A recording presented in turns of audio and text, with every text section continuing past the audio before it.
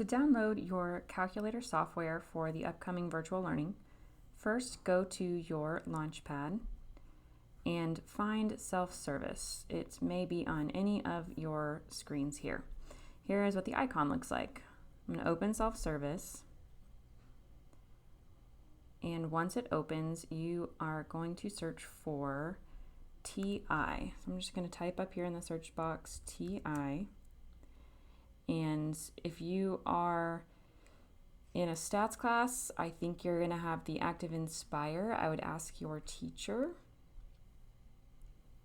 For everybody else, we're looking for TI Smart View for student home use. So just click Install, and once you've installed the product, you should be able to go to your applications, or you could also go back to your Launchpad.